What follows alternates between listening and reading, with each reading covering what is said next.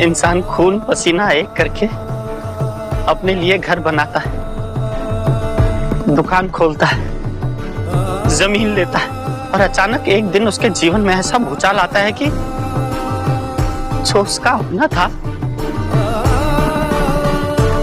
उसे ही बचाने के लिए वो हाथ फैलाए गिड़गिड़ा रहा होता है, भीख मांगता है।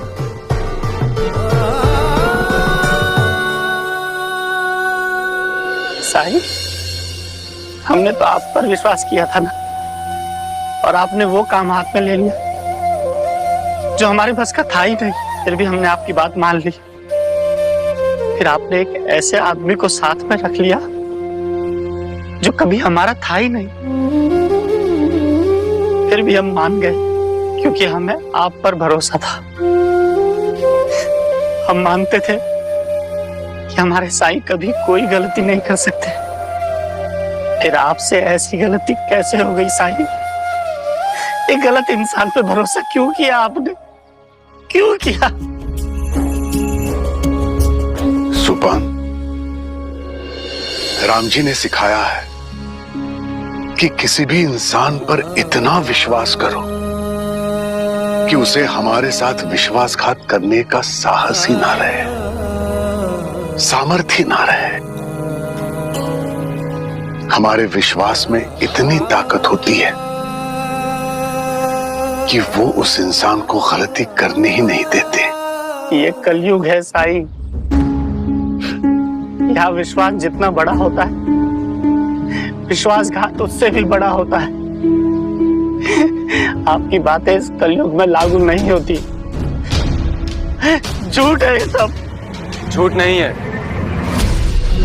तुम कहाँ थे धीर? सोपान तुम्हारे बारे में क्या क्या कह रहे? सब सुना मैंने। जो भी सोपान ने कहा सब सच है। हुई थी एक बार गलती मुझसे,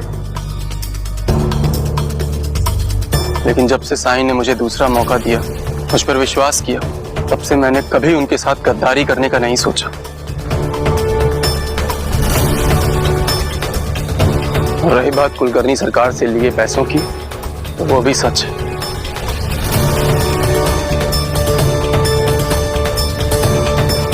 लेकिन मैंने वो पैसे रिश्वत के तौर पर नहीं लिए, उधार समझ के लिए। क्या पक रहा है? तो पैसों की बहुत जरूरत थी सरकार। लकड़ी के लट्ठे बनवाने के लिए पेशगी देनी थी, और आपने जो पैसे दिए वो मैंने वहां दे दी। परेशान मत होइए, आपके पैसे डूबेंगे नहीं। अयोध्या में मेरी कुछ जमीन है, उसको बेचने के लिए तार भेज दिए हैं मैंने। आपके पैसे कुछ दिन में लौटा दूंगा मैं। सरासर झूठ बोल रहा है ये।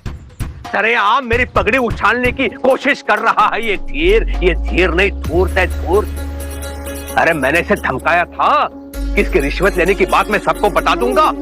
इससे पहले मैं बताता, ये मुझे कलंकित करने का जाल बिछा गया। अरे चौराहे तो मेरा नाम ले रहा है, लेकिन मैंने तेरा भांडा फोड़ कर दिया। क्या अब भी आप लोग ऐसे भ्रष्टाचारी इंसान से सड़क बनवाना चाहेंगे?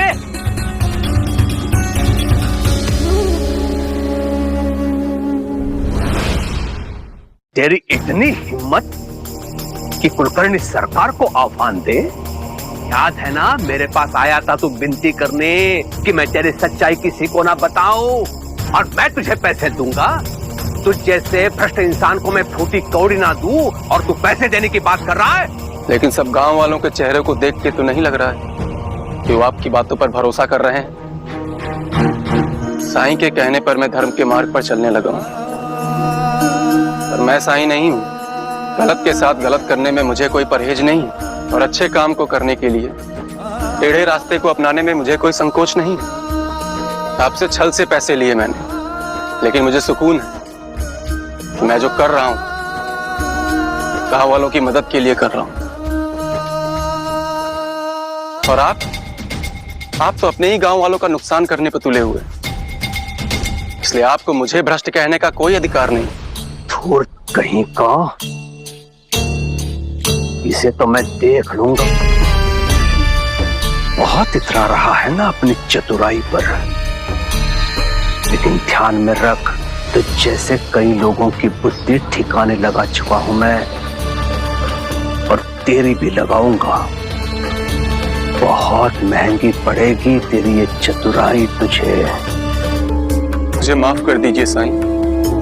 मैं जानता हूं मैंने जो रास्ता अपनाया पैसों के लिए वो सही नहीं था। मैं इसके लिए प्रायश्चित करूंगा। धीर, मन में प्रायश्चित की भावना आने मात्र से ही आधी चीज सही हो जाती है। और रही बात प्रायश्चित की, तो एक वचन दो मुझे, आज के बाद अच्छे काम के लिए भी गलत रास्ता नहीं अपनाओगे। जिसके पास नेकी और सच्चाई हो उसके साथ तो राम जी रहते हैं, और जिसके साथ राम जी हो उन्हें चिंता करने की क्या जरूरत है, उसे गलत रास्ता अपनाने की क्या जरूरत है। जी साईं, मैं वादा करता हूं, लेकिन आपने मुझे माफ तो कर दिया ना। माफी तो मुझे भी चाहिए साईं। आवेश में आकर न जाने क्या क्या कह दिया आपको, न जाने क्या क्या इल्जाम लगा दिया। सोपान, माफी तो तुम्हें धीर से मांगनी होगी, क्योंकि तुमने इस पर शक किया। मुझे माफ कर दो धीर।